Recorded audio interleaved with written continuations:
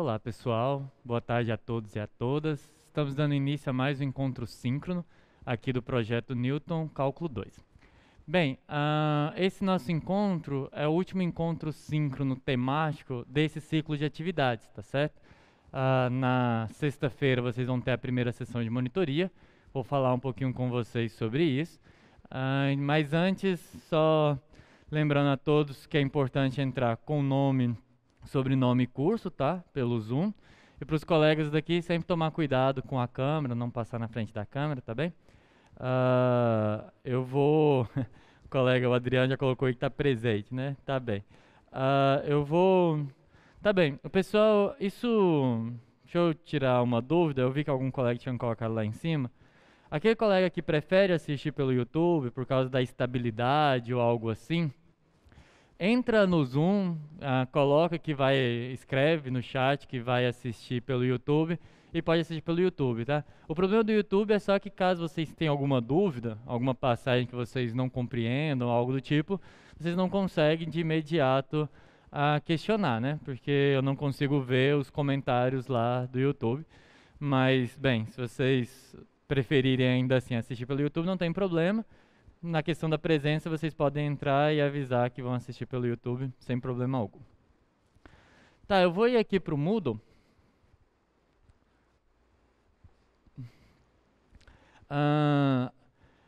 Bem, hoje é o nosso, como eu já disse, último encontro síncrono desse ciclo de atividades, tá certo?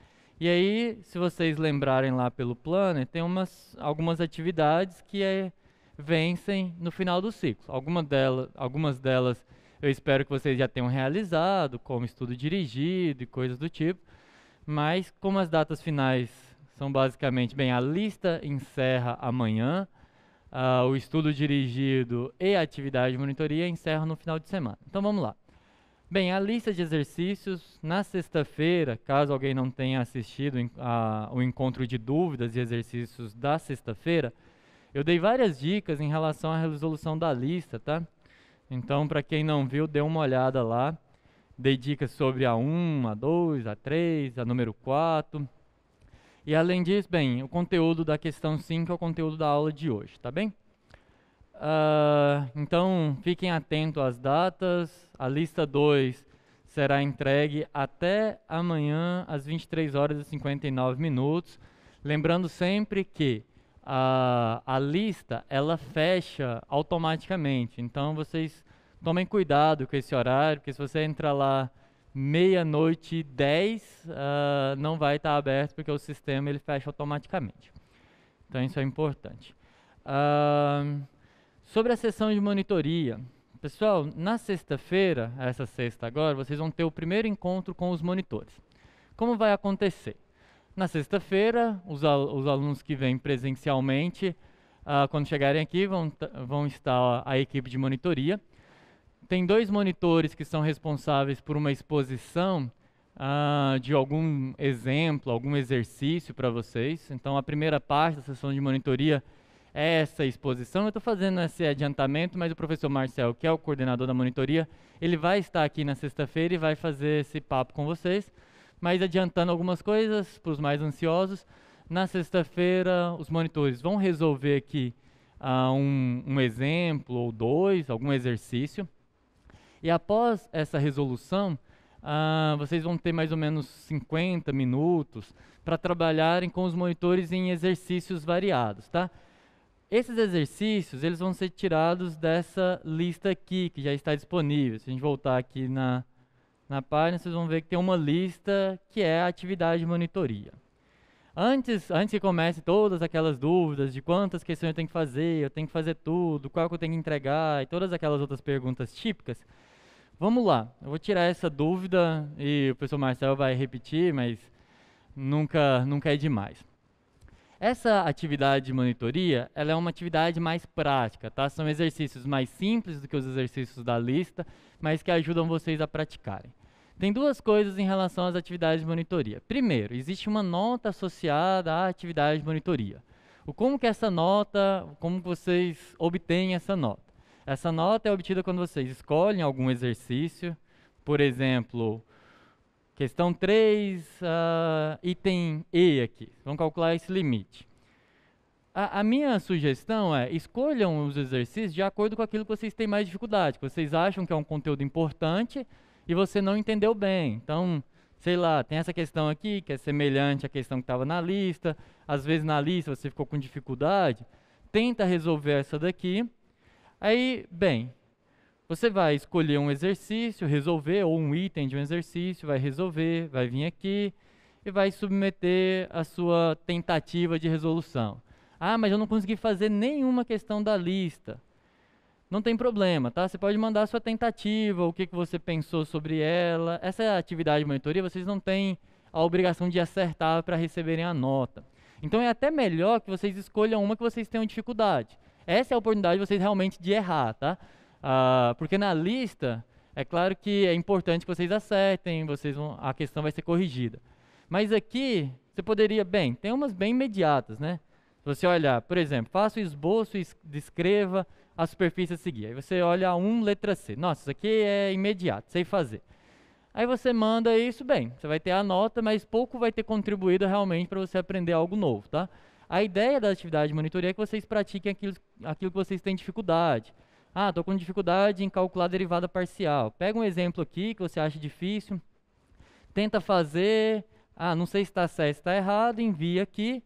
Aí vocês têm duas opções, tá? Vocês podem procurar os monitores nos plantões de dúvida. Os monitores já estão atendendo tanto presencialmente como remotamente. Para isso vocês vêm aqui, plantão de dúvidas. Aí aqui vai estar. Se você vier aqui, você vai direto para o remoto. Para os alunos que estão vindo presencialmente, ali na sala 7, que é aquele corredor ali, do lado da sala 8, onde vocês podem assistir. Vocês têm, os monitores estão lá nesses horários aqui, ó. É das 9 às 12 e das 2 às 5h30, tá? 17h30. E aí, você vai lá, mostra para o monitor o que você tentou fazer, e aí fez uma atividade, postou aqui na atividade de monitoria. Procurou a monitoria, você já ganhou a nota. Ah, mas eu não tenho tempo, professor, para procurar o plantão de dúvidas, eu não consigo. Bem, essa opção é para aqueles alunos que não estão conseguindo fazer a sessão de monitoria sincronamente. Para os alunos que vão fazer sincronamente, você vem aqui na sexta-feira agora e, bem, para esses alunos, apresentar o exercício, discutir o exercício com os monitores, pode ser feito na sexta-feira, tá? Então, o que eu quero dizer é o seguinte, se você escolhe um exercício aqui, você escolheu, por exemplo, o exercício 6, tenta resolver ele, submete aqui, ou nem submete, espera sexta-feira, resolve esse exercício, vai ter um tempo reservado para resolução de exercícios, vão ficar aí quase uma hora, uns 50 minutos resolvendo exercícios, tenta resolver, discute com os monitores a resolução que você tentou, depois que você terminar, tira uma foto e submete aqui, também vale. Então, a atividade pode ser feita tanto sincronamente, como assincronamente. Para quem já fez o PL2, tem essa diferença. Então, para os alunos aí que estão fazendo pela segunda vez, qual a diferença? A diferença é que vários alunos durante o PL2 reclamavam de, eu perdi uma nota de monitoria, porque naquele dia eu estava doente, aconteceu um terremoto, um monte de coisa. Então, o que acontece? Para esses alunos, eles podem resolver lá a atividade, postar e procura a sessão de monitoria em um outro momento, no momento que não tiver um terremoto. Bem, para os alunos que conseguem vir, conseguem assistir sincronamente, aí esses alunos podem fazer essa atividade aqui e vai ser computada a atividade de monitoria. Então, isso foi uma forma de tentar responder às indagações dos alunos em relação à atividade síncrona, tá bem? Então é isso que vocês têm que fazer em relação à monitoria. E aí, para aqueles alunos que, são muitas atividades e tudo mais, como eu disse, existe uma nota associada, e essa nota você vai conseguir basicamente, sei lá, desenhando, se alguém não olhar lá na lista, aquela que eu falei que é muito fácil, aquilo é um elipsoide, tá? Você faz um feijãozinho lá, que é o desenho daquilo, escreve que é um elipsoide, a atividade está feita. O objetivo não é aumentar muito a quantidade de exercícios que vocês têm que fazer. O objetivo é incentivar vocês a resolverem mais exercícios. Então, o ideal seria que vocês realmente tentassem fazer vários exercícios e enviassem para os monitores e discutissem isso, porque isso vai contribuir para vocês entenderem como faz o exercício e quando chegar na prova vai estar mais fácil. Então, esse é o objetivo pedagógico da atividade, tá? É porque existe uma atividade de monitoria onde vocês não estão sendo avaliados por acertar ou errar. Porque o processo de estudo ele também é valioso no aprendizado, tá? Mesmo quando vocês erram, vocês aprendem alguma coisa com o erro, tá? Isso é a questão pedagógica, a motivação pedagógica da atividade.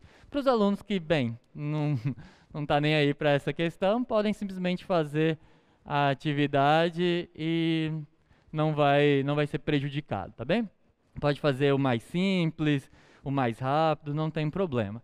Mas para aqueles alunos que realmente querem aprender, aqueles alunos que têm dificuldade com cálculo 2, eu incentivo muito, pessoal, que vocês façam as atividades, que vocês errem, que vocês discutam com os monitores, porque, bem, vocês têm outras disciplinas e acreditem, dificilmente vocês vão ter todo esse suporte fora do projeto. Não estou criticando as outras disciplinas, estou dizendo que existe um programa, um projeto de ensino voltado para o Newton que é para tentar, nesse primeiro momento, quando vocês estão entrando na universidade, dar esse suporte. Vocês vão fazer cálculo 3. E no cálculo 3, provavelmente vocês não vão ter uma sessão de monitoria, você não vai ter um plantão de monitoria para isso. Então, o quanto melhor vocês saírem do cálculo 2, quanto mais problemas em relação à matemática, a cálculo, vocês resolverem aqui, menor o risco de vocês terem grandes problemas pela frente. Gastei 12 minutos falando isso, não é nenhuma chamada, tá, pessoal? É só incentivando vocês a aproveitarem, porque geralmente na vida a gente só dá valor às coisas depois que já passou, né? E isso é ruim. Então aproveitem a oportunidade, mas não se sintam obrigados a nada caso vocês não achem necessário resolver um monte de exercícios. Então isso é uma escolha individual, tá bem? Bem, o último conteúdo desse ciclo de atividades é sobre diferenciabilidade. Se tiver alguma dúvida, pode vir aqui no microfone ou colocar aí. Tem uma pergunta.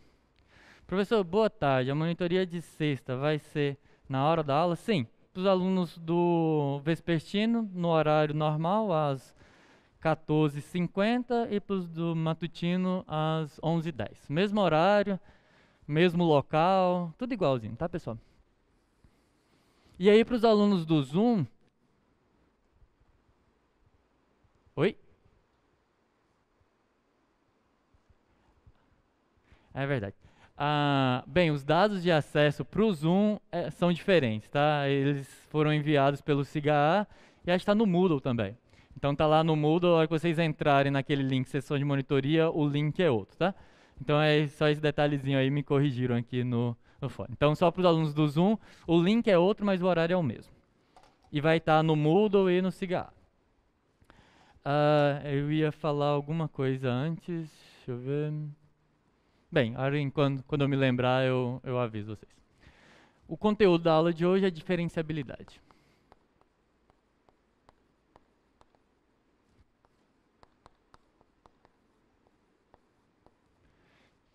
Diferenciabilidade.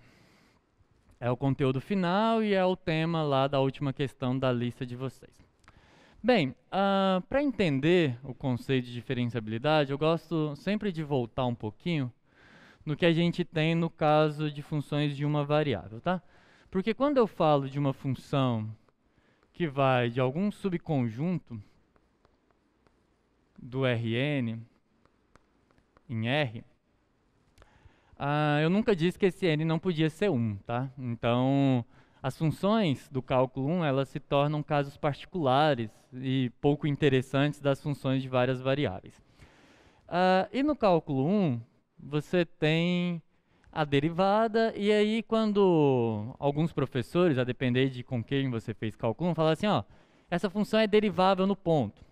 Aí os professores falam assim, ó, essa função é diferenciável no ponto. E alguns alunos, às vezes o mesmo professor falava derivável, às vezes, diferenciável, às vezes, e aí inevitavelmente algum aluno pergunta, né, qual que é a diferença entre derivável e diferenciável.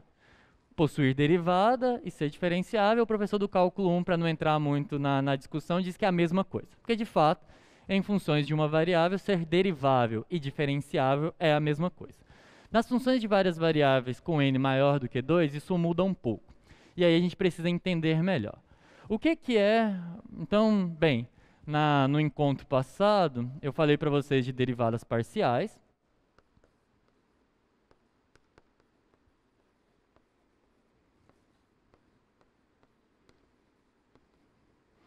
E qual que é a diferença entre derivadas parciais e diferenciabilidade?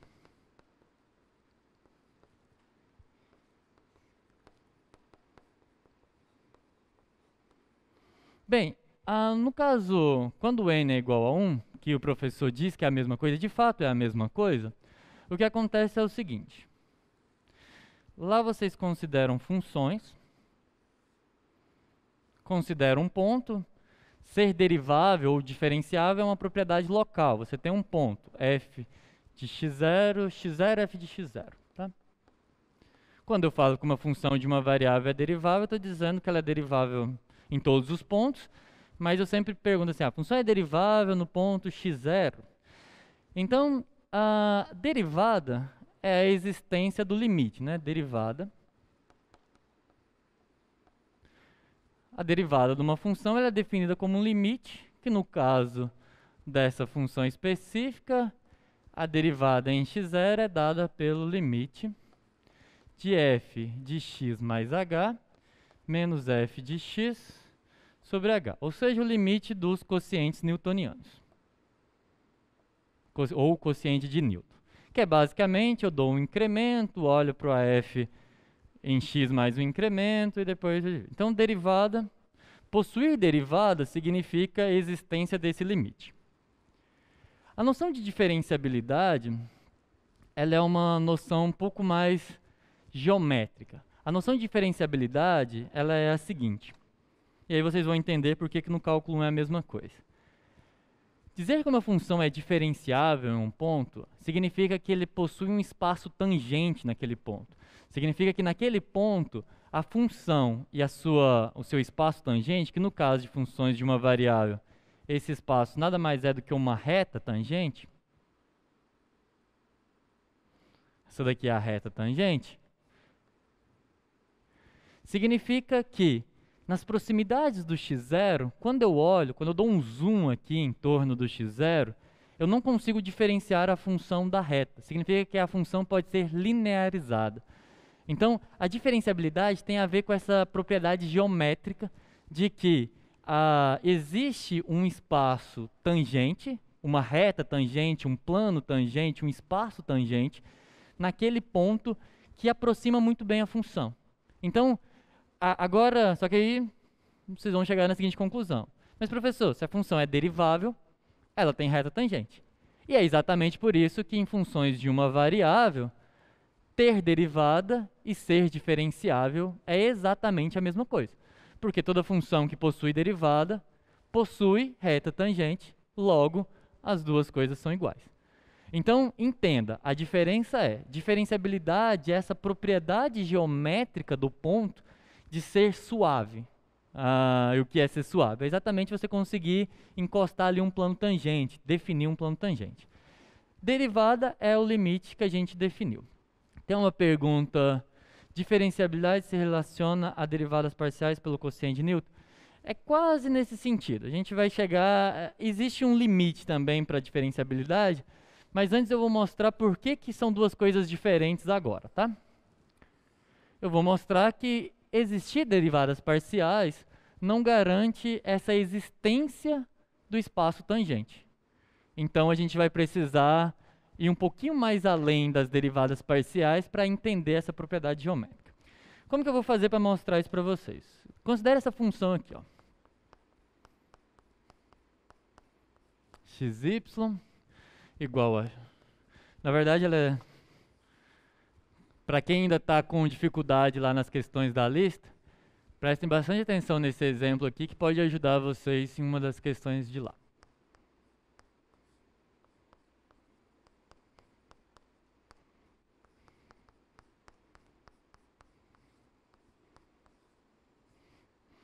aqui, e 0 quando... Bem, eu estou definindo uma função de duas variáveis, que sempre que o x e o y são diferentes do ponto 0, 0, ela é dada dessa forma. E como isso daqui não está definido para o 0, 0, eu vou escolher um valor para ela no 0, como sendo 0. Tá bem. Vou calcular na lista, quem já fez e quem não fez, preste atenção, na lista vocês têm uma coisa parecida para calcular derivadas parciais. E aí, para calcular derivadas parciais disso daqui, você usa a definição, porque as derivadas parciais eu quero no 0, 0. Se fosse as derivadas parciais em um outro ponto, vem aqui mesmo, faz regra do quociente e sai, tá? Derivar isso daqui em relação a x, você pensa que y é constante, deriva pela regra do quociente. E se fosse em relação a y, a mesma coisa, elas são simétricas, tá? Muda pouca coisa as derivadas parciais. Mas como eu vou olhar no 0, 0, que é onde essa função é mais complicada, então eu preciso usar a definição por limite das derivadas parciais. Ó, volta aqui no quadro 1, só para todo mundo entender. A derivada parcial, no caso n igual a 1, só existe uma derivada parcial, ela é dada dessa forma. Então, derivada parcial é a existência desse limite. Parcial, quando eu tenho o n maior do que 2, mas isso daqui não deixa de ser um caso, só que o caso trivial n igual a 1. Então, vamos mostrar que essa função possui derivadas parciais na origem. Como que eu faço isso? Bem, a derivada parcial de f em relação a x no ponto 0, 0, ela é dada pelo limite. Limite de f. Eu estou derivando em relação a x, então eu dou um incremento no x, deixo o y fixado, depois eu vou colocar no ponto, tá? Primeiro eu vou colocar a fórmula geral. Menos f de xy sobre o incremento, quando o incremento vai a 0. Vamos colocar no ponto. No ponto é 0, 0, então é 0 e 0. Então eu tenho que calcular, vou usar um pouco melhor o quadro, para a gente tentar ficar aqui mesmo. Então esse é o limite, quando o h vai a 0, de f. O x é 0 e o y é 0, então é h0 menos f de 0, 0 sobre h. Tá bem? Bem, mas o que a função f faz? Aí tem que tomar cuidado. Uma coisa que já falei várias vezes, eu vou repetir sempre, é limite é calculado nas proximidades do ponto, o que significa que o h é sempre diferente de 0. Então, se o h é diferente de 0, mesmo que o y seja 0, o h é diferente de 0, então o h0 é diferente do 0, 0 sempre. Então, esse lado de cá vai pela primeira parte da definição. Então, isso é o limite quando o h vai a 0. Bem, o que a função faz com h e 0? Ela multiplica os dois e divide pelo quadrado de um mais o quadrado do outro. Então fica h vezes 0. Vou fazer devagar. Todo mundo já viu que isso aqui é 0, mas vamos só para não confundir os colegas. Menos. Aí a f no 0, 0. Aqui sim é 0 e 0. Então a definição dela no 0, 0 é simplesmente 0. Dividido por h. Isso dá 0, bem, 0, isso é diferente de 0 porque o h é diferente de 0, então tudo isso aqui dá 0, tá? Tranquilo? Bem, e qual que é a derivada parcial em relação a y? Então, em relação a x existe, tá? Derivada calculada. Em relação ao y, no 0, 0, sem nem fazer conta, quanto que isso dá? Alguém consegue ver? Alguém do chat? Alguém aqui? Dá 0, tá, pessoal? Porque a função a função é simétrica. O que você fez aqui só vai mudar de ordem, tá? Porque ela é x vezes y, x quadrado y quadrado.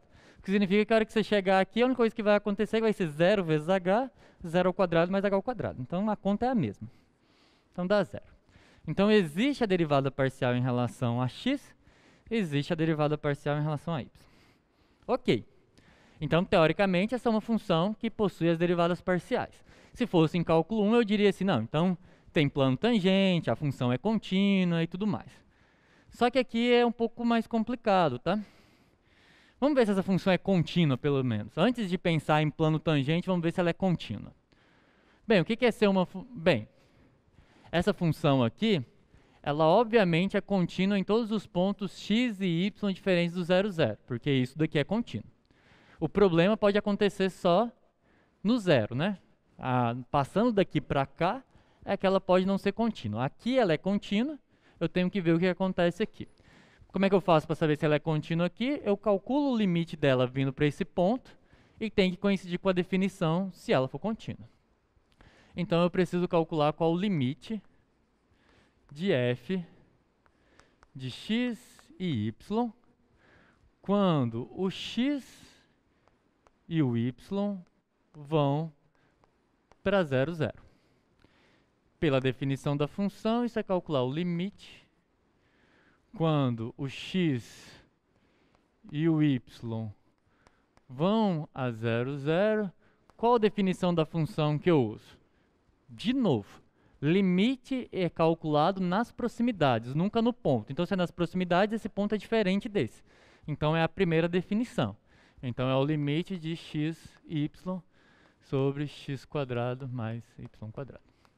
É isso aqui que eu quero saber quanto vale. Mas o que acontece? Esse limite não existe, tá? Por que ele não existe? Vamos escolher lá, fazer aquela brincadeirinha de escolher o caminho que vem aqui no R2 e aplicar a função. Você escolhe um alfa de t, escolhe um beta de t, aí aqui você tem a função f, e você quer mostrar que por caminhos diferentes esses limites são diferentes. A escolha tem que ser adequada, tá? Uma escolha boa é alfa de t é igual a t e 0. Uma pergunta muito clássica de alunos, no cálculo 2 acontece menos, mas no cálculo 1 acontece bastante, dos alunos perguntarem assim, mas como que eu sei qual que é a forma certa de fazer? Ou, nesse caso específico, como é que eu sei quais são os caminhos certos? Não sabe, só tentando. Você tenta um, não funciona, tenta outro, é tentativa e erro mesmo. Por isso que vocês precisam praticar muitos exercícios. Quanto mais exercícios vocês praticam, mais vocês têm essa intuição de qual que vai funcionar, e de repente você já nem se pergunta muito mais sobre isso. Nesse caso, esse daqui funciona. Aquela tentativa clássica seria trocar por 0 e t. 0 e t não funciona, mas beta t, beta como t e t funciona. Esses são... Bem, tem outros que funcionam, mas esses dois aí são bons. Vou pegar só aqui. Quais são esses caminhos? Bem, esse caminho aqui é o eixo x, e esse é o alfa, e esse caminho beta aqui é a identidade. Como a função f está definida em todo o R2, aqui é o R2, né? Aqui é o R2, aqui é o R e aqui é o R. Como a função f está definida em todo o R2, eu posso restringir ela a esses caminhos fazendo aquela brincadeira que a gente já fez algumas vezes. Então, limite de f de alfa de t. Bem, eu quero no 0, 0. Alfa de t é dado dessa forma, então é quando t vai para 0, né? Porque quando t vai para 0, o alfa de t vai para 0, 0. Então, quando t vai a 0, é dada como? Bem, a alfa leva t em t0. E a f leva a primeira coordenada aqui no x e a segunda aqui no y, né? Então, o que vai acontecer? Vai ficar o limite quando t vai a 0 de t vezes 0 sobre t² mais 0². A gente já calculou um até mais complicado que esse, né? Isso aqui dá 0. Por quê? Porque t vezes 0 dá 0, né? Que é um produto e aqui é uma soma. Então esse dá 0. E aí já fica claro por que o 0 e t também vai dar 0, porque a função é simétrica. Mas vamos tentar com a beta. Limite de f de beta de t quando t vai para 0. Bem, a beta leva t em tt. E a f pega t, multiplica com t e divide por t² mais t². Então fica o limite de t vezes t sobre t² mais t². quando t vai a zero. E isso daqui, t quadrado sobre 2t quadrado, isso dá meio. Esse daqui é diferente desse. Então esse limite não existe. Então essa função não é nem que ela, o ponto é outro. Essa função não tem nem limite nesse ponto. Então obviamente ela não é contínua.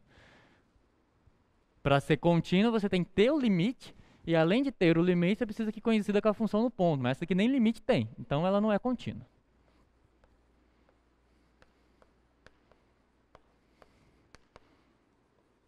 E aí tá tudo errado, né? Aparentemente. Porque você tem uma função que tem derivadas parciais. Vamos voltar lá no quadro 1. Quando eu estava nas funções de uma variável, eu tinha derivada, eu tinha até reta tangente. A continuidade vem imediatamente do fato de ter reta tangente, porque a definição de ser diferenciável é que ela seja bem aproximada por essa reta. Então ela tem que existir no ponto, tem que ser contínua. Dá para mostrar que toda função que possui derivada, função de uma variável, que possui derivada é contínua e tudo mais. Aí essa daqui, antes de conseguir mostrar que ela... antes de discutir se existe ou não um plano tangente nesse ponto, a gente já tem até que ela não é contínua, então obviamente não vai ter plano para colocar lá. Eu preparei no GeoGebra para vocês verem como que essa função é.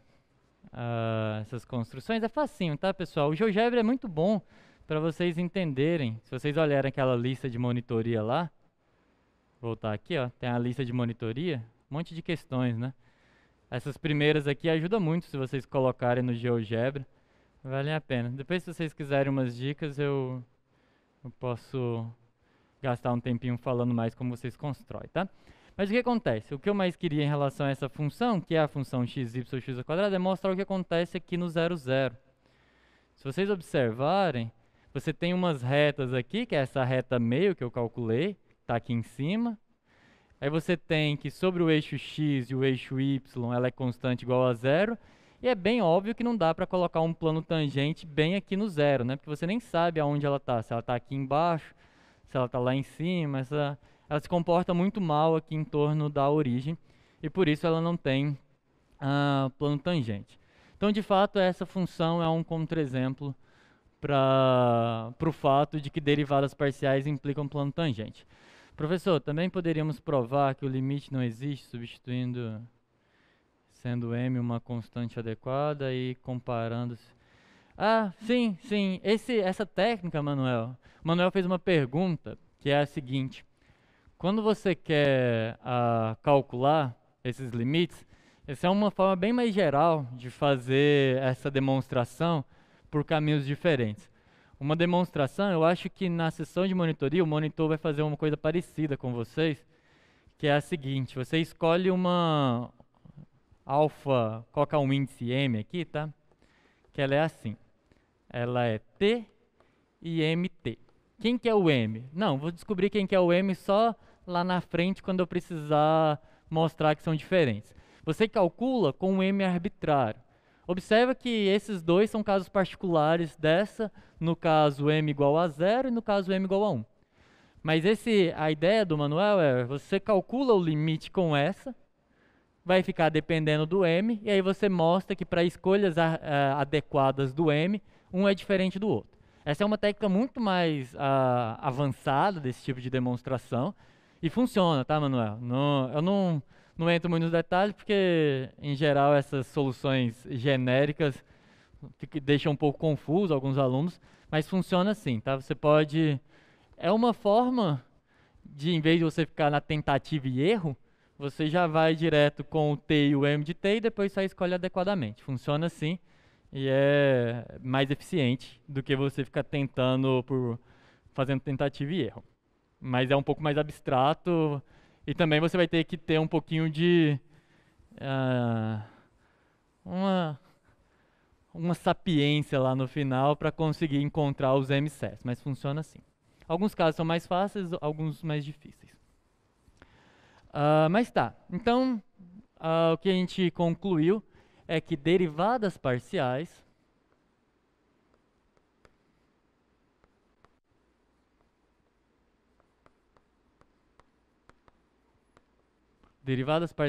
não implicam continuidade.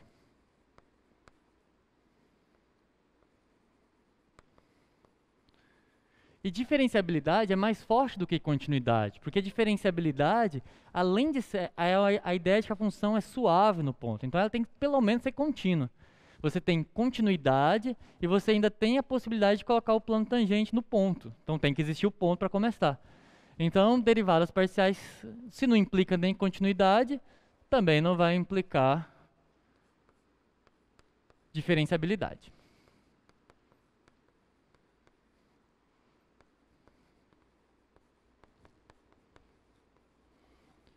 E isso me diz que eu preciso de algo mais forte para garantir essa propriedade geométrica. Aquele limite das derivadas parciais que a gente trabalhou na aula passada não vai ser suficiente. E qual que vai ser essa escolha? Essa escolha passa pela seguinte ideia. Eu vou pegar as funções de duas variáveis e o caso geral ele é análogo, tá? Pega uma função de duas variáveis, só porque esse aqui fica um pouquinho mais fácil de escrever os limites. Vou pegar essa função de duas variáveis e eu vou entender o seguinte. Derivadas parciais não servem, mas o que eu realmente quero? Eu quero que exista um plano tangente.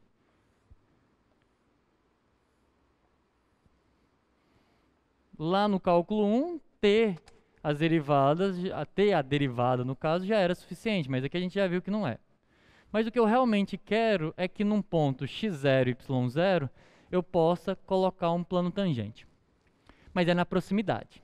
Proximidade ainda lembra limite. Então o que eu vou tentar fazer? Eu vou tentar fazer o seguinte. Eu vou encontrar uma forma de que quando eu me aproximar desse ponto, por qualquer caminho aqui, esse é o ponto x0 e y0. Então, pensa num ponto aqui, ponto x0 e y0. Eu vou tentar fazer o seguinte, encontrar um limite que me garanta que quando eu aproximar do x0 e y0, tanto no gráfico da função como no plano, vai ser a mesma coisa, porque isso acontece na reta tangente. Na reta tangente, quando você se aproxima do ponto, estar na reta tangente ou na função é a mesma coisa. Eu quero que isso aconteça aqui também. Então, o limite que eu vou tentar calcular não é o limite das derivadas parciais. É o limite do plano menos a função. Na verdade, da função menos o plano. Mas se colocasse do jeito que eu falei ainda estava correto, mas da forma que eu vou escrever é a função menos o plano. Então, tenta entender. O que eu vou fazer é, eu vou me aproximar do ponto x0 e y0 por qualquer caminho, tá? Por qualquer caminho aqui. E eu vou pedir que, ao fazer a diferença da função com o plano, isso vá a zero. Então, eu quero que o limite, quando a...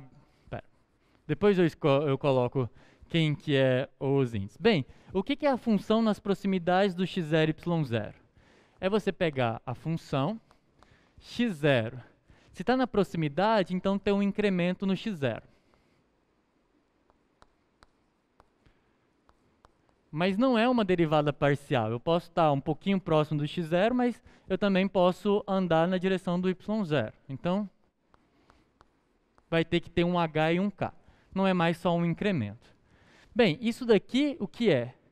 Isso daqui é você vir no desenho, aqui é o x0 e y0, aí você anda um pouquinho aqui para fora, observa que você somou um h no x0 e somou um k no y0 até chegar nesse ponto daqui. Aí você analisou a função nesse ponto, você está na função, no branco. Mas eu quero, como que é o plano nesse ponto? Bem, o plano nesse ponto, eu não sei exatamente quem é, porque eu não sei a equação dele. Mas um plano ele é assim. Ele passa por esse ponto. E além de passar por esse ponto, bem, o h e o k faz o papel do x e do y no plano. Então existe um a constante que multiplica o h e um b também constante que multiplica o k. Isso é uma equação de um plano passando por x0 e y0 que tem a e b como os coeficientes do h e do k, ok? Então o a e o b são constantes. Eu já vou escrever isso aqui embaixo e também vou dizer para vocês quem que vai ser. Ok, então isso aqui é um plano e eu preciso, de alguma forma, me aproximar do x0, y0. Controlar essa aproximação. Então, eu quero que o H e o K vão para o 0, 0. Que esse ponto se aproxime do ponto 0, 0. Mas eu tenho que tirar o tamanho do HK. Eu tenho que dividir pelo incremento. Só que eu não posso dividir por um vetor. Foi uma das primeiras coisas que eu disse lá sobre vetores. Não existe divisão por vetor. Mas se o H e o K estão indo para 0, 0, o que eu também sei que está indo para 0? Bem, a norma desse vetor, porque um vetor que está indo para 0, a norma dele vai a 0.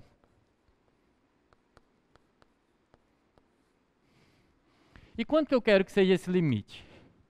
Bem, se esse plano é o plano que aproxima essa função nesse ponto, então quando o H e o K for para o 0, 0, ou seja, quando o H e o K vai para o 0, 0, eu estou vindo para esse ponto aqui. Então, o plano e a função tem que ser a mesma coisa, então esse limite tem que ser 0. Esse limite, pessoal, é o limite que define diferenciabilidade. Porque esse limite ele diz para a gente o seguinte: se uma função satisfaz esse limite, ela possui um plano tangente. Esse limite define a diferenciabilidade, mas ele ainda é complicado aqui, tá? Não vai ficar tão difícil desse jeito até o final. Vamos tentar descobrir pelo menos quem que é o A e o B, né? Já ficaria um pouco melhor. A e B aqui são constantes.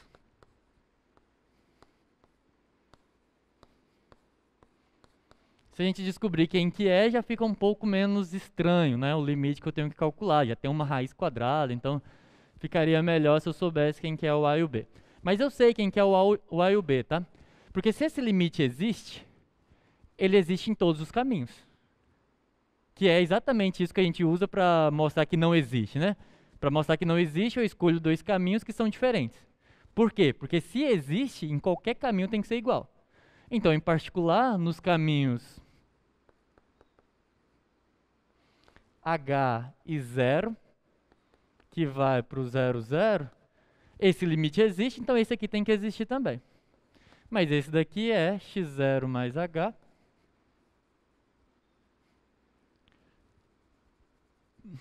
Tem apagador para isso, né? Mais h, y0, menos f de x0, y0. O k eu já coloquei como 0, então esse pedaço aqui não tem. Então fica só menos a h dividido por h. Isso aqui é 0. Bem, é 0 porque esse aqui é 0 e esse aqui é um caminho particular, é uma das possibilidades de um aproximado do 0, 0 por esse caminho. Se esse já existe, esse tem que existir também. E tem que ser igual. Ah, mas aqui eu posso cortar esse h com esse. Mas quando eu corto esse h com esse, o a não depende mais. O a não vai depender mais do h. Se o a não vai depender mais do h, então o menos a pode sair do limite. Quando ele sair do limite, eu posso jogar ele para o outro lado. Então significa que esse pedaço só do limite é o a. Quem é o a? Conseguem ver quem é o a? Alguém? Esse limite vocês já viram, né?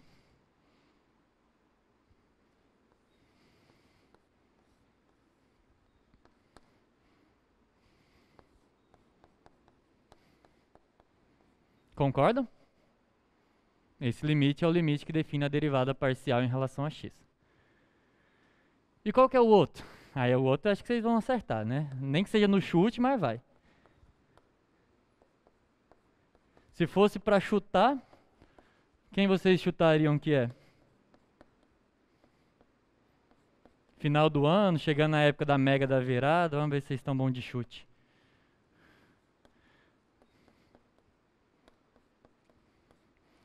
Aí o h é 0, então não tem esse pedaço, fica menos bk dividido só pelo k.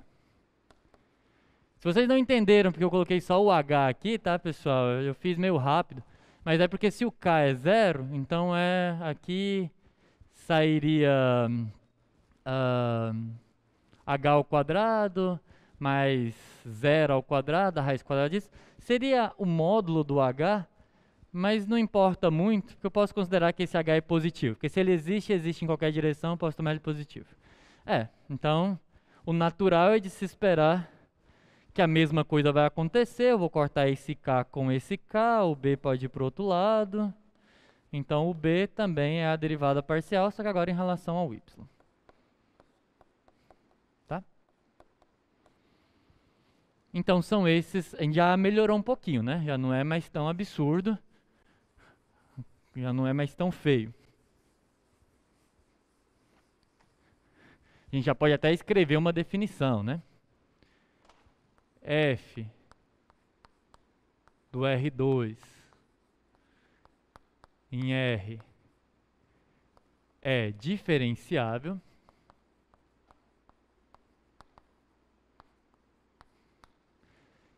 se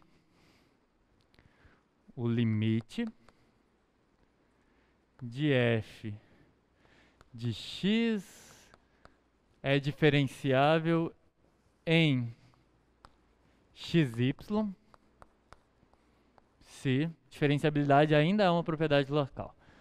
Se x mais h, y mais k, menos f de xy, menos a derivada parcial de f em relação a x, que multiplica o h, menos a derivada parcial de f em relação a y, que multiplica o k, dividido pela raiz quadrada de h ao quadrado mais k ao quadrado é igual a zero. Quando o hk vai para 0, 0. Então essa é a definição de diferenciabilidade. Vou falar... Então essa é a definição, eu vou mostrar... Bem, estou definindo algo em matemática. Matemática a gente costuma dizer que definir, você pode definir qualquer coisa.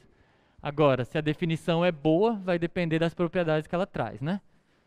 Eu tentei convencer vocês que essa definição vai me garantir o plano. E ela garante, tá? Dá para demonstrar que, de fato, vai existir um plano e eu vou, inclusive, mostrar para vocês qual que é a equação dele. Mas para tentar, em vez de demonstrar, eu vou mostrar que faz sentido com o que a gente espera, tá? Vamos pensar nessa função aqui, ó. Essa função é a que eu mais uso como exemplo, é falta de criatividade mesmo, tá? Mas é porque ela é boa de fazer conta com ela.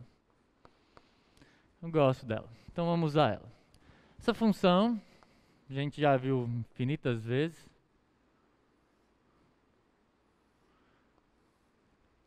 É um parabolóide. E ninguém vai discutir que um parabolóide ele possui plano tangente em qualquer ponto. Você coloca um ponto aqui, você consegue imaginar um plano tangente ali. Você coloca aqui, é o plano XY. Qualquer ponto do parabolóide, quando você imagina o parabolóide, você chutaria que ele tem um plano tangente. Então a definição tem que fazer sentido para ele, né? Então vamos ver se de fato faz. O que eu tenho que fazer para saber se essa função é diferenciável? Primeiro, calcular as derivadas parciais, porque é elas que formam o a e o b. Então, derivada parcial de f em relação a x, 2x. Derivada parcial de f em relação a y, 2y. Qual o limite que eu tenho que calcular? É o limite quando h e k se aproximam do 0, 0, de f de x mais h, y mais k. Então isso vai dar x mais h ao quadrado, mais y mais k ao quadrado, menos f de xy, então menos x ao quadrado menos y ao quadrado, menos a derivada parcial de f em relação a x vezes o h, então 2xh, menos a derivada parcial de f em relação a y vezes o k, então 2yk vezes o k, dividido pela raiz quadrada de h ao quadrado mais k ao quadrado. Eu quero calcular esse limite. Bem, eu vou fazer um pouquinho rápido, tá? Mas eu vou explicar o que eu estou fazendo. HK vai para 0, 0. Eu gosto dessa função porque as contas são relativamente simples, né? O que vai aparecer aqui? X ao quadrado, produto notável, né? Isso aqui é quadrado da soma. X ao quadrado mais 2xh mais h ao quadrado. O x ao quadrado vai cancelar com menos x ao quadrado. O 2xh vai cancelar com 2xh. Então a única coisa que vai sobrar aqui é h quadrado. Se alguém não acreditar, pode abrir pelo produto notável que pegando esse com esse pedaço aqui vai dar isso. Agora vamos para esse. Mas aqui vai aparecer um y quadrado. Esse y quadrado vai cancelar com menos y quadrado. Aí vai aparecer 2ky, ou 2yk. Também apareceu aqui e vai cancelar. Então a única coisa que vai sobrar desse daqui, considerando essas subtrações, é k quadrado. Mas embaixo eu tenho a raiz quadrada de h quadrado mais k quadrado. Isso daqui, bem, é a raiz, é o próprio, esse aqui é positivo, então isso aqui é simplesmente... Isso aqui está elevado a meio, tem 1 menos meio, então fica o limite quando h e k se aproxima de 0 e 0, da raiz quadrada de h quadrado mais k quadrado. E isso daqui, bem, o h vai para 0, o k vai para 0, ninguém vai duvidar que isso aqui é 0, né? Então, de fato, essa função é diferenciável e observa que eu nem escolhi o ponto, porque ela é diferenciável em todos os pontos. Alguma dúvida até aqui? Alguma dúvida? Alguma dúvida no zoom? Então é assim que você testa se uma função é derivável, diferenciável, tá? Professor, vou ter que calcular esse limite toda vez? Não. Assim como vocês não calculavam limite lá nas derivadas, você aprende que tem formas mais imediatas de garantir a diferenciabilidade. É sobre isso que eu vou falar agora. Alguns resultados. Anotem, façam um quadradinho em torno desses resultados, que eles são importantes, tá? Deixa eu só... Então vamos lá. O que a gente tem? Primeiro, que a gente já sabe, né? Vou fazer um resumão de tudo que a gente falou. Derivadas parciais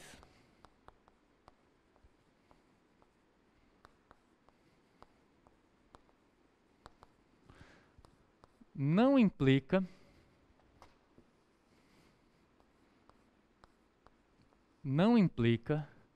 diferenciabilidade.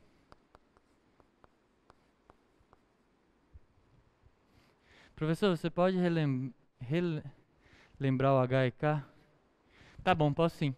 Voltando aqui, ó. Deixa eu ver, pode ser daqui. O H e o K, esses caras aqui, eles são um incremento, tá? Você pode pensar da seguinte forma. Essa é uma função de duas variáveis, então ela mora aqui. Pega o ponto x e y. Vamos escolher o ponto x e y. O ponto x e y é esse. Então aqui tem o x e aqui tem o y. Tá? É nesse ponto que eu quero saber se essa função é diferenciável. Minha função está aqui em cima, né? Essa é a função f de x e y. Esse ponto aqui, ele gera... Deixa eu colocar ele mais para cá, para fazer sentido, né?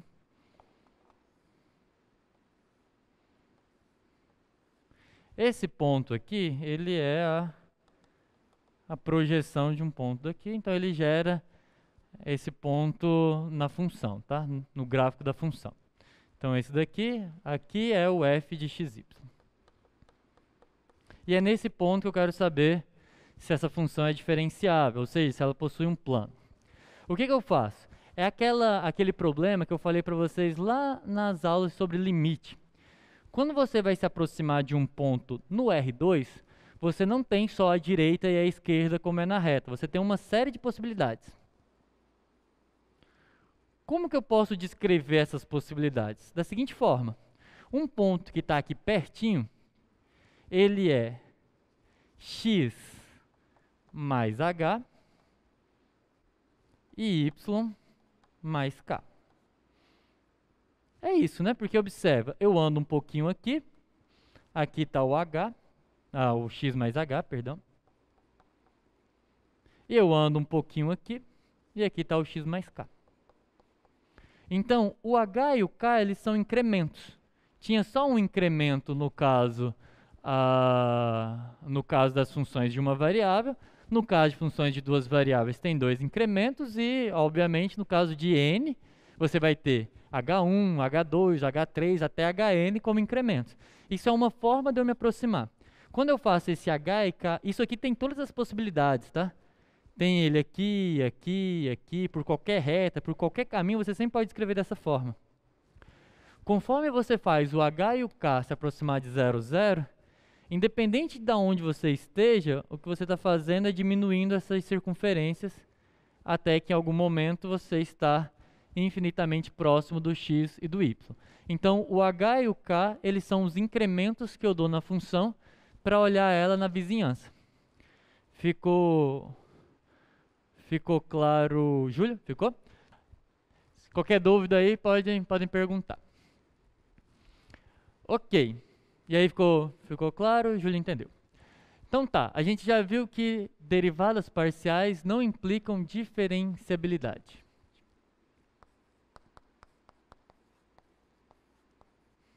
Porém, a gente viu que diferenciabilidade implica derivadas parciais. Vimos? Vimos sim. Por quê?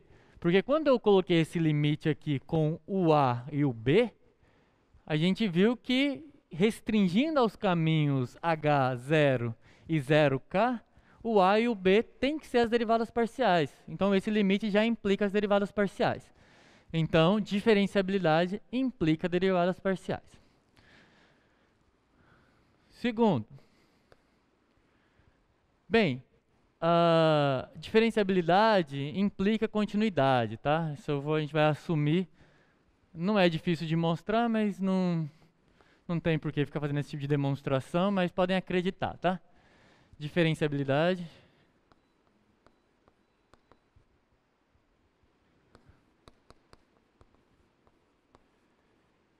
implica continuidade.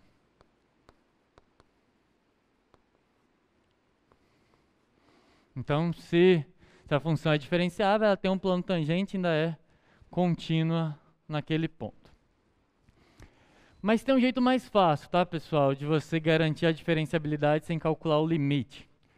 É porque, apesar de derivadas parciais não implicar diferenciabilidade, se as derivadas parciais forem contínuas, elas garantem a diferenciabilidade. Então, derivadas parciais, se as funções, pense assim, se as funções que eu encontro pelas derivadas parciais são contínuas, então eu vou ter a diferenciabilidade.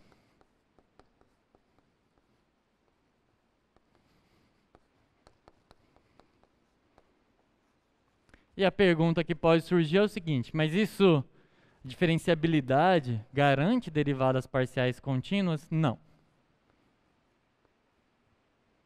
Então, observem. Aí, eu fiz um exemplo onde eu mostrei para vocês que derivadas parciais não implicam diferenciabilidade. O mesmo exemplo já mostrava que, bem, continuidade não, isso aqui também não vale, tá? Então, derivadas parciais não implicam em diferenciabilidade e diferenciabilidade implica a existência de derivadas parciais. Por outro lado, diferenciabilidade implica continuidade. Se a função é diferenciável, ela vai ser contínua, ela é suave, ela pode ter plano tangente, então ela é contínua. Mas continuidade não implica diferenciabilidade. Agora, derivadas parciais, a existência das derivadas parciais, somadas às condições de que as derivadas parciais sejam contínuas, já garante a diferenciabilidade. Só que aqui acontece o contrário. A diferenciabilidade é que não garante que as derivadas parciais são contínuas. Então, quando a gente volta nesse exemplo aqui, como eu disse, né, tinha formas mais rápidas de se fazer a mesma coisa. Essa função é contínua? Sim, não, galera. Vocês têm que tomar um café depois do almoço, pessoal, que vocês chegam num sono. Eu tomo um café, 2, aí eu tomo o terceiro, aí eu venho. Essa função é contínua, tá? Essa daqui também é contínua. Então, aqui você já tinha que essa função era diferenciável. O exemplo, eu não vou fazer a continha, mas o exemplo que mostra que diferenciabilidade não implica derivadas parciais contínuas tem vários, tá? Um deles é esse aqui. Essa função, uma vez eu falei isso para um aluno, né, que ele tinha que tomar um café, é só um parênteses, que ele tinha que tomar um café antes da aula, né, aluno de graduação. Ele falou assim, professor, mas eu não bebo café. Eu falei assim, então vai ser difícil terminar o curso. Mas só foi uma coisa que eu lembrei aqui. Eu comecei porque eu comecei a tomar café na graduação. Eu entrei na graduação, eu não gostava de café. Hoje em dia eu não vivo sem. Eu falei pra ele, não sei o que aconteceu, se ele começou a tomar café ou se ele não terminou o curso. Eu acabei não tendo o final da história. Seno de 1 sobre x² mais y². Essa função aqui, ela é diferenciável. Então essa função aqui é diferenciável.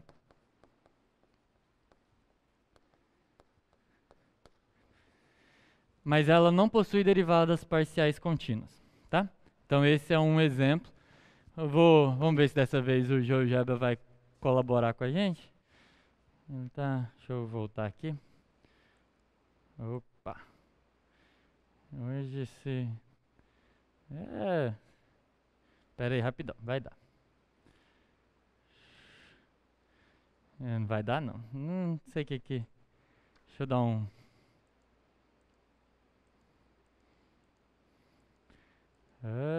só um minuto. Aí. Tá. Pode ir. Essa aqui é a função, tá? É a função f de xy igual a esse seno aqui. Bem, vocês observam que longe da origem, ela se torna praticamente um plano, mas próximo, bem próximo aqui da origem, é que as coisas ficam mais interessantes, tá? É difícil de mostrar, mas eu vou tentar aqui. Lá dentro, essa função tem várias ondas. Quando você vai se aproximando da origem, ela tem uma série de ondinhas aqui. E o que acontece é que quando você tenta calcular derivadas parciais, você até consegue, mas você não consegue continuidade delas, tá? Só que aí, opa, que eu passei demais. Só que ela é diferenciável. Lá na origem você consegue colocar o plano x e y como tangente a essa função, mas exatamente por esse comportamento de oscilação que ela tem, próximo da origem, isso aqui oscila muito, é que você não consegue definir derivadas parciais contínuas. Você tem derivadas parciais, porque como eu disse, diferenciabilidade implica em derivadas parciais, mas elas não vão ser contínuas. É isso que acontece. Dá para fazer a continha, mas eu quis mostrar o desenho aí. É um monte de ondas, é como se você jogasse uma pedra no rio, aquelas ondas iniciais que aparecem, é bem semelhante ao gráfico dela, e depois fica suave, assim, fica plano, tá? Então essa é o contra-exemplo, não vou fazer muitas continhas em relação a isso, mas fica aí. Essa informação é importante, tá? Deixa esse quadro aqui para eles, por favor. Esse quadro 2. Anotem isso daí, tirem um print da tela ou guardem para assistir depois, tá? Deixa o quadro 2, por favor. Só o quadro 2 por um minuto. Isso. Essas informações são importantes, tá? Para vocês entenderem o que é possível e o que não. Guardem essas informações aí. Elas estão escritas lá nas notas dos professores, tá? Lá eu mostro por que um vale, por que o outro não vale. Mas se vocês quiserem também pular as demonstrações, não tem problema. Nas notas tem algumas coisas que estão demonstradas, já tá bom. Nas notas tem algumas coisas que estão demonstradas, mas se vocês as demonstrações não serão cobradas. Bianca, pode-se generalizar a equação para n variáveis? Sim. Eu até falei que ia fazer isso. Então, o que acontece? Antes de eu passar para o plano tangente, a gente tá bem de tempo. Pega agora a função de n variáveis. Pode ser um subconjunto, tá? O que vai acontecer? Bem, ela é diferenciável se isso daqui acontece. Limite de f. Tem n variáveis, então eu coloco n incrementos. Só que eu só vou precisar de um pouco mais de espaço embaixo do limite, porque vai ter h1, h2, até hn no para zero. Então vai ficar incremento 1, incremento 2, assim sucessivamente até o incremento n, indo para o 0, 0, 0. E aí, mesma coisa. F de x1 mais h1, x2 mais h2, xn mais hn,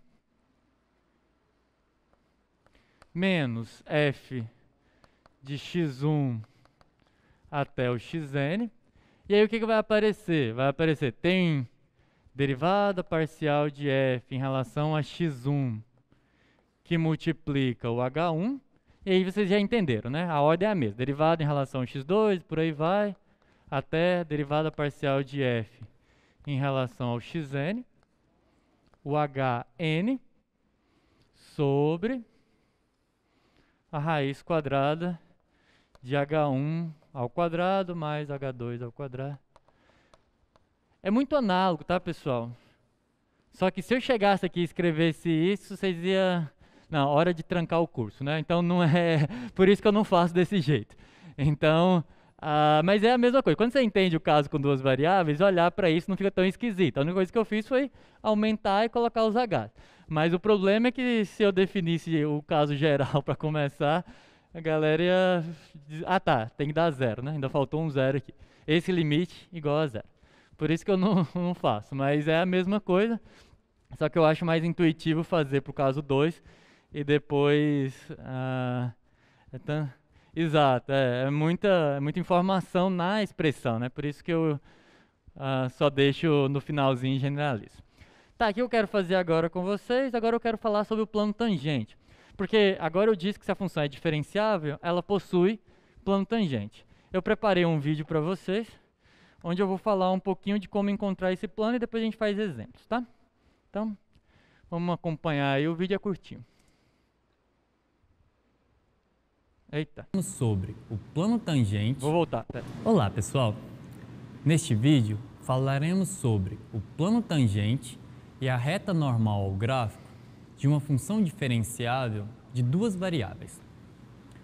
Sabemos que se uma função de duas variáveis é diferenciável em algum ponto do R2, então essa função admite um plano tangente passando por este ponto. Nosso primeiro objetivo é determinar esse plano. Para isso, considere uma função f de duas variáveis x e y, e seja x0, y0, um ponto que pertence ao domínio de f. Assim, o ponto do R3, x0, y0 e f de x0, y0 pertence ao gráfico da função f. Nosso objetivo é determinar o plano tangente ao gráfico de f de xy neste ponto. Para isso, considere a curva do R3 alfa de t igual a t, y0, f de t, y0. Esta curva pertence ao gráfico da função f. Além disso, alfa de x0 é o ponto x0, y0, f de x0, y0. Desta forma, o vetor alfa' de x0 é o vetor tangente à curva alfa em x0 e pertence ao plano tangente ao gráfico de f, no ponto desejado. Analogamente, podemos definir uma curva beta de t dada por x0, t, f de x0, t, que nos permite calcular o vetor beta' de y0 tangente ao gráfico. Nosso plano tangente é gerado pelos vetores alfa' de x0 e beta' de y0, passando por x0, y0, f de x0, y0. Vamos determinar a equação do plano tangente ao gráfico de f passando por este ponto. Para isso, precisamos do vetor normal ao plano. Nosso candidato natural para vetor normal é o vetor n, dado pelo produto vetorial de beta' de y0 por alfa' de x0. Como alfa de t é igual a t, y0 e f de t, y0, então alfa' de x0 é o vetor 1, 0 e a derivada parcial de f em relação a x calculada em x0, y0. Da mesma forma, beta' de y0 é igual a 0, 1 e a derivada parcial de f em relação a y calculada em x0, y0. Fazendo o produto vetorial, obtemos que o vetor normal n é igual à derivada parcial de f com relação a x calculada no ponto x0, y0, a derivada parcial de f com relação a y calculada em x0, y0 e menos 1. Lembrando, plano perpendicular ao vetor n passando pelo ponto x0, y0 e f de x0, y0 é dado pelos pontos x, y, z, tais que xyz menos x0, y0, f de x0, y0, produto escalar com n é igual a zero. Assim, temos a equação z é igual a derivada parcial de f em relação a x calculada em x0, y0, que multiplica x menos x0 mais a derivada parcial de f em relação a y calculada em x0, y0 vezes y menos y0 mais f de x0, y0, que nos fornece os pontos do plano tangente ao gráfico da função f, passando pelo ponto dado. O vetor n também nos permite determinar a equação da reta normal ao gráfico de f, no ponto, novamente, x0, y0, f de x0, y0. De fato, os pontos x, y, z, que pertencem à reta normal ao gráfico de f, passando por x0, y0, f de x0, y0, são dados pela equação x, y, z é igual a x0, y0, f de x0, y0, mais lambda vezes o vetor normal n para todo lambda real. Bom, esta foi a apresentação sobre o plano tangente e a reta normal ao gráfico. É isso, pessoal. Bons estudos e até a próxima. Gosto mesmo dos vídeos desse cara, viu? Bem, vamos lá. O que eu preparei, eu vou fazer com vocês alguns exemplos.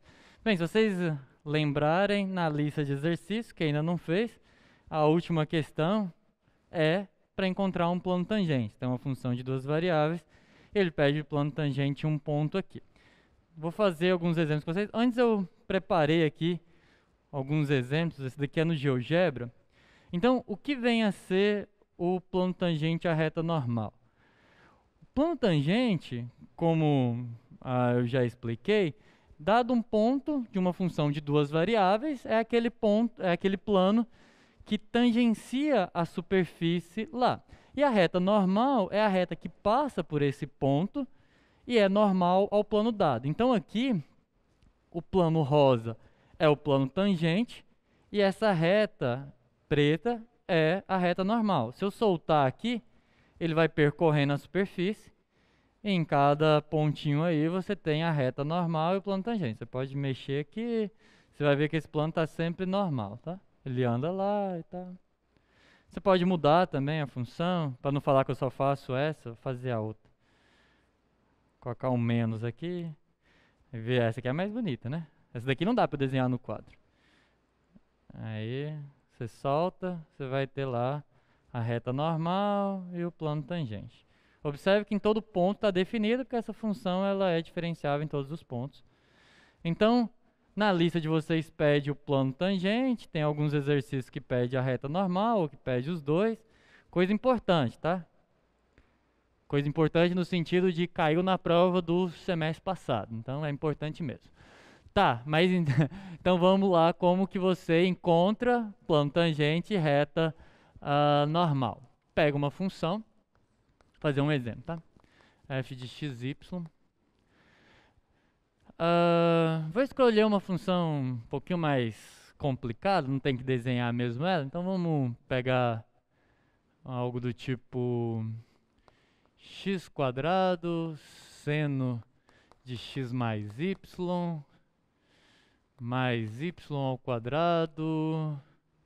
cosseno de x menos y. Então, bem, para encontrar plano tangente, eu tenho que ter a função. Eu preciso do ponto, né? Plano tangente reto normal, eu preciso em que ponto que eu vou calcular isso. Então, o meu x0, y0, vou escolher como sendo 0 e π/2. Tá? Então, esse daí pode ser esse ponto mesmo. Então, eu dei uma função e dei um ponto. Assim como está na lista de vocês, é geralmente assim que aparecem essas questões que pedem plano tangente, ou reta normal, ou os dois. Tá? E aí, o que você precisa? Tanto para o plano tangente como para a reta normal, o importante é encontrar o vetor normal. Tá? O vetor normal no ponto. Você pode pensar que o vetor normal depende do x0 e y0. O vetor normal, ele basicamente é... Você tem aqui esse ponto aqui, vamos pensar, vou pegar ele aqui só para ficar mais fácil de desenhar. Você quer o plano tangente nesse ponto. Então, o vetor normal é esse vetor que é perpendicular ao plano naquele ponto, tá? Então, ele aqui faz 90 graus com o plano. Esse vetor me dá tanto o plano tangente, porque o plano tangente são os vetores que quando você faz a escalar com ele dá 0, e me dá a reta normal, porque é simplesmente você passar por esse ponto e considerar a reta que tem a direção desse vetor. Então, como que você vai encontrar o vetor normal? O vetor normal, eu mostrei lá a ideia, você considera aquelas duas curvas, alfa e beta, calcula a derivada delas, faz o produto vetorial e você vai encontrar esse vetor aqui. Derivada parcial de f em relação a x no ponto x0, y0. Derivada parcial de f em relação a y no ponto x0, y0. E menos 1. E aí eu já vou falar uma coisa que acontece muito, que aconteceu muito na prova do semestre passado. E mesmo eu avisando, provavelmente vai acontecer de novo. Tem duas coisas, tá? Essa definição de vetor normal é quando a superfície é dada como uma função. Quando ela é dada como uma função, esse menos 1 aparece. Você tem a derivada parcial da função em relação a x, a derivada parcial dela em relação a y e menos 1. No próximo ciclo de atividades, eu vou mostrar como encontrar o vetor, o plano tangente, a reta normal, uma superfície. Aí eu vou conseguir calcular, por exemplo, dessa daqui, tá? x² mais y² mais z² igual a 2. Isso daqui não dá para eu encontrar... Bem, essa daqui dá para isolar se eu colocasse o y em função de x e z, porque a raiz cúbica é bijetora, então daria para encontrar uma única função aqui. Mas pensa num caso que não dá, coloca uma potência sexta aqui. Aí não dá, né? Porque isso aqui é uma superfície que é fechada, não dá para você realmente colocar nada em função das outras duas variáveis. E aí eu vou explicar que essa daqui também dá para calcular o plano tangente à reta normal. Só que aí para essa daqui não vai estar desse jeito, tá? Porque isso aqui acontece quando você consegue colocar o z em função do x e do y. Então isso daqui, esse menos 1 surge exatamente porque em z vai ficar, o z pode ser escrito como uma função de x e y. Na semana que vem, quando eu explicar como encontro o plano tangente desse tipo de superfície, usando a derivação implícita, vocês vão ver que tem a versão que funciona aqui, em particular funciona aqui. Mas essa daqui não funciona para essa. E o erro mais comum essa aqui é mais difícil, então eu coloco essa na prova, só que essa é mais fácil de lembrar, o aluno usa essa e fica errado. Então tomem cuidado, tá? Essa daqui vocês vão precisar entender como que aparece. O que vai aparecer... não, sendo para os próximos capítulos. Tem uma derivada parcial aqui também, tá? Então tomem cuidado na hora de fazer. Para a questão que está na lista de vocês, é essa fórmula. Provavelmente para a próxima já não é, porque só vai mudar isso, tá? O resto continua igual. Então, encontrar o plano tangente é basicamente determinar esse vetor normal, assim como a reta normal. Então, só calcular, tá? Derivada parcial dessa função em relação a x. Vou primeiro calcular e depois eu coloco no ponto 0 π sobre 2 para não gerar confusão. Deixa eu ver se tem alguma pergunta. Não, por enquanto não. Então, derivada parcial em relação a x. Aqui tem uma regra do produto. Não precisava dessa coisa complicada, né? Mas vamos lá. Regra do produto aqui vai dar 2x vezes seno de x mais y. É regra do produto, então ainda tenho que somar x ao quadrado. Derivada, aqui é uma regra da cadeia. Derivada do seno, cosseno.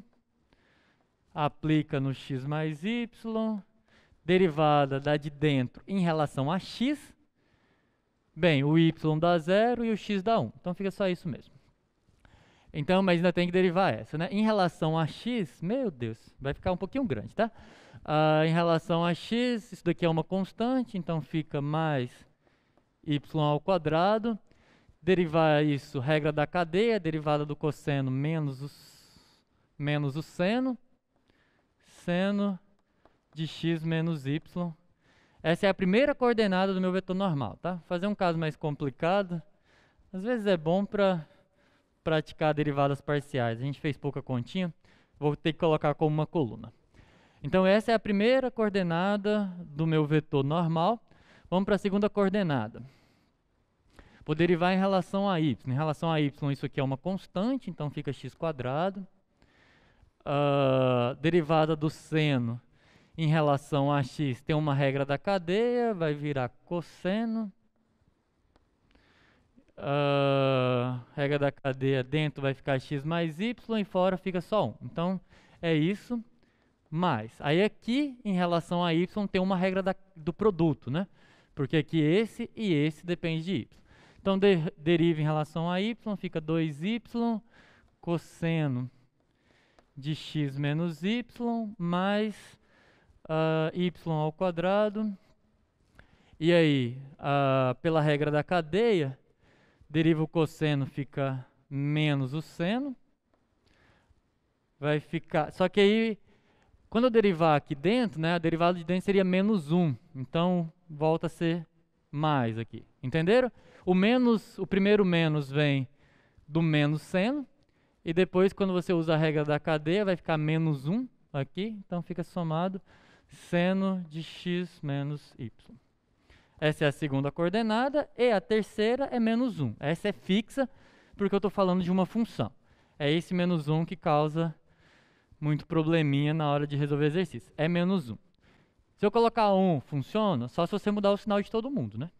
Se você colocar 1, aí aqui tem que ser menos e aqui tem que ser menos. Se você errar só o sinal do 1, vai estar tudo errado. Tá. Não ficou muito... Não escolhi uma função muito simples, mas pelo menos eu acho que o ponto vai ajudar. Vamos torcer. Vou aplicar... Bem, o x é 0, então isso aqui dá 0, isso daqui dá 0. E aqui vai ficar menos π sobre 2. Vamos lá. Vai ficar menos π sobre 2. Seno de menos π sobre 2. Seno de menos π sobre 2 é menos 1, tá? Ciclo trigonométrico. Menos π sobre 2 está aqui. Então, o seno é menos 1, então isso fica positivo. Então, a primeira coordenada fica só π sobre 2. Segunda coordenada, vamos olhar aqui. O x é 0, isso aqui se anula. Aí aqui vai ficar... Bem, o x é 0. Isso aqui é cosseno de menos π sobre 2. Tanto no positivo como o cosseno é par, né? Cosseno de menos π sobre 2 é 0, tá? Porque o cosseno é o deitado. Então isso aqui também dá 0. E aqui vai ficar π ao quadrado sobre 4. Seno, então vai ficar menos, né? Então, menos π ao quadrado sobre 4. E o outro é menos 1. Esse aqui é o fixo. Então, esse é o vetor normal. Não errei continha não, né? Deixa eu ver aqui. Por favor, professor. Mas pensei que onde está menos 1 depende da função, né? Não. Esse menos 1, Gildas, é sempre menos 1. É sempre, do vetor normal, ele é sempre menos 1. Eu falei rápido, depois eu vou só terminar a equação, eu vou mostrar para vocês por que ele é menos 1. Talvez vai ficar mais claro. Mas esse menos 1, sempre que eu estou falando de uma função, o vetor normal vai ser com esse menos 1. Ah, mas e se eu colocar menos 2? Se você colocar menos 2, significa que você multiplicou esse vetor por 2. Então tem que aparecer um 2 aqui e um 2 aqui. O vetor normal é único, tá, pessoal? Porque um plano, ele só tem uma direção normal, eu estou no R3. Então, você pode... Existem outros vetores que são normais a eles, mas todos são múltiplos desse. Então, o menos 1 depende da função? Não. Se é função, é menos 1. Se não é função, é que isso vai mudar. Mas se é função, é menos 1. Eu já refaço aquela continha que está lá no vídeo, vocês vão entender. Mas é sempre menos 1, tá, Gildas? Isso não é pela escolha da função. Observe que essa função aqui eu escolhi aleatoriamente, tá? Eu fui escrevendo o que veio na minha cabeça e virei essa função. E é menos 1, e o mesmo aconteceria com qualquer outra escolha que eu fizesse. Aqui é menos 1, tá? Então, esse é o vetor normal ao plano, e aí para encontrar o plano, a gente já aprendeu desde lá do primeiro ciclo, você quer o x, y, z, que quando você subtrai um ponto que mora no plano, o ponto que mora no plano é, eu estou calculando no 0, π sobre 2, então é 0, π sobre 2 e f de 0, π sobre 2. Então, esse é um vetor que mora... Para que eu garanta que esse vetor mora no plano, eu faço escalar com n, isso tem que dar 0. Então, o que eu estou dizendo é que o vetor x menos 0 é x, né? Y menos π sobre 2, z menos f de 0 e π sobre 2. Quanto que isso vai dar? Vamos aqui. 0 π sobre 2. Se é 0, isso aqui vai embora. Aqui vai ficar π ao quadrado. 0 cosseno... É 0, né? Isso aqui vai dar 0 nos dois, tá? 0 aqui porque x é 0. E 0 aqui porque cosseno de menos π sobre 2 é 0. Então, pelo menos o ponto eu escolhi bem. Então, é esse vetor. Produto escalar com o vetor π sobre 2, menos π ao quadrado sobre 4 e menos 1, é igual a 0. Aí a equação que você obtém é... Eu vou escrever ela já no formato da equação do plano. A equação do plano a gente sempre deixa o z isolado, como se fosse uma função de xy. Então vai ficar z vezes menos 1, vai ficar menos z. Vou passar para o outro lado. Então vai ficar z é igual a π sobre 2, que multiplica x, mais, no caso menos, né, porque tem um menos aqui, menos π ao quadrado sobre 4, que multiplica y menos π sobre 4. π sobre 2, desculpa. Essa é a equação do plano. Para ficar igual está lá no vídeo, é só você colocar o que é independente separado. Então, para ficar aquela equação algébrica clássica, isso é π sobre 2 que multiplica o x, menos π ao quadrado sobre 4 que multiplica o y, menos com menos mais, π ao cubo sobre 8. Isso é uma equação de um plano. É a equação algébrica de um plano. Entenderam até aqui? Pi é um número, tá, pessoal? Pi ó, não é pi sobre... Pi... Deixa eu ver aonde... Aonde? Em qual, Bianca? Pi sobre 4, a coordenada x do vetor normal. Deixa eu ver, posso ter feito continha errada. Essa daqui, né? A primeira coordenada, vamos lá.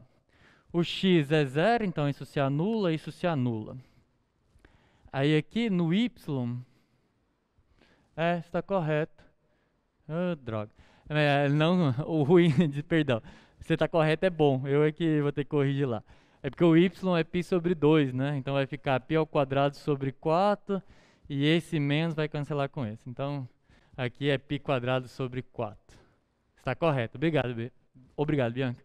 Então só corrigindo aqui é 2, aqui é 4.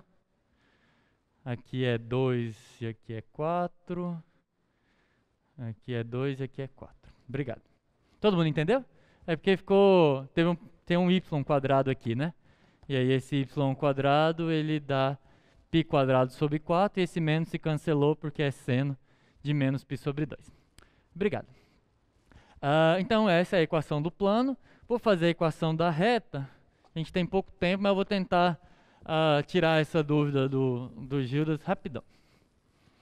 A equação da reta é rápida, né? Porque a equação da reta é só você escrever x de t, y de t. A reta é uma curva, tá? É uma função vetorial. Então z de t é igual a função no ponto, a gente já calculou, é 0, π e 0. 0 π sobre 2 é 0. Mais t vezes o vetor normal. Mas o vetor normal a gente também já calculou. Ele é π ao quadrado sobre 4, menos π ao quadrado sobre 4 e menos 1. Sempre menos 1. Então você pode escrever dessa forma, equação vetorial da reta, ou você pode escrever na equação paramétrica. X de t é igual a 0. Então, t π ao quadrado sobre 4, que multiplica t.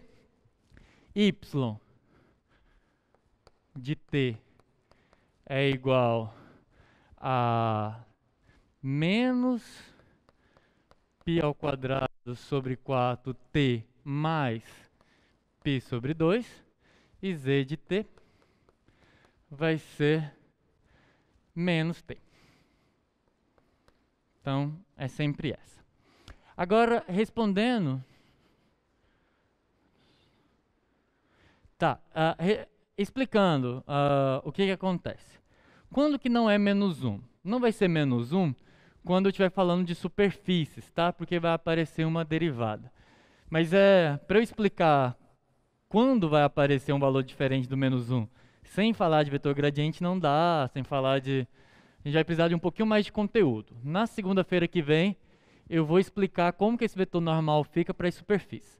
Mas só para entender por que é menos 1 aí, deixa eu ver se dá tempo. Quase dá. Tá, vamos pensar aqui. Ó. As funções, as curvas que eu defini foram as seguintes. Alfa de t igual a t, y0 e f de t, y0. Quem que é essa curva? Essa curva é a curva que me permite... É sobre essa curva que eu calculo a derivada parcial em relação a x. Ela é aquela que eu fixo o y, considero a curva e esse vetor, essa curva vetorial é exatamente esse desenho aqui. Com ela, eu consigo calcular a alfa' de t. A alfa' de t vai ser 1, o y0 não depende de t, 0. E derivar isso daqui em relação a t é a derivada parcial de f em relação a x. E o ponto, se eu escolho o ponto que dá o x0 aqui, derivar no x0, vai dar a derivada em x0, y0. Tá? Analogamente, tem uma outra curva aqui, que é a curva que você fixa o x, deixa o y solto. Ela é a beta de t, igual a x0, t, f de x0 e t. E essa daqui me gera a beta linha de y0, que é o outro, eu tenho um vetor aqui e outro aqui. Essa daqui é 0, 1, é a derivada de f em relação a y, tá? Bem, não vai dar tempo de eu fazer a conta agora, Gildas, mas o vetor normal, ele é o produto vetorial da beta de t com alfa de t, alfa linha, tá? Beta linha com alfa linha de t. E no caso, no ponto. Então, beta linha em y0, vetorial com alfa linha em x0. Por quê? Porque o alfa linha de x0 é esse vetor e o beta linha é esse. Então, quando você faz o vetorial dos dois, você obtém exatamente o vetor que é normal ao plano gerado por eles. Quando você faz essa conta, e é até bom para praticar, usa lá a forma do determinante, coloca IJK, calcula o determinante e encontra quem que é esse. Você vai entender que vai aparecer menos 1 bem aqui, tá? É bem fácil, porque se você olha aqui I, J e K, você pode olhar o... Deixa eu ver... Tá, eu não vou ter tempo mesmo de fazer. Eu faço isso com mais detalhe na próxima aula, Judas. Mas é dali que vem. Na resolução, pode usar direto na equação? Pode, Raquel. Pode usar direto, o z é igual a derivada parcial, isso aí mesmo que você escreveu. Pode fazer direto, tá? Mais alguma pergunta, pessoal? Desculpa a correria do final, mas é daqui que vem aquele menos 1, tá? E aí, quando eu fizer o caso geral para a superfície, vocês vão entender por que esse menos 1 não vai aparecer mais. Tá certo? Uma dica. Bem, pessoal, essa eu consigo fazer no minuto que eu tenho. Felipe pediu uma dica para B da 5. Quando que um plano corta um eixo coordenado? O que caracteriza os eixos coordenados? Sobre um eixo coordenado, as outras variáveis são zero. Tá? É só isso que você tem que fazer lá. Exatamente, o Judas até respondeu aí para ti. É exatamente isso. Se o x e o y é zero, você está sobre o eixo coordenado z. E assim sucessivamente. É isso, pessoal. Então, boa tarde a todos. Pessoal, sexta-feira, sessão de monitoria. Não esqueçam, é muito importante. Até segunda-feira que vem.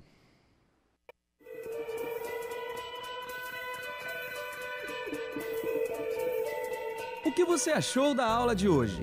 Ainda ficou com dúvidas? Procure os monitores do projeto. Eles estão prontos para ajudar. Aproveite todos os nossos recursos. Acesse a sala de aula do Moodle e assista aos vídeos. Bons estudos e até logo!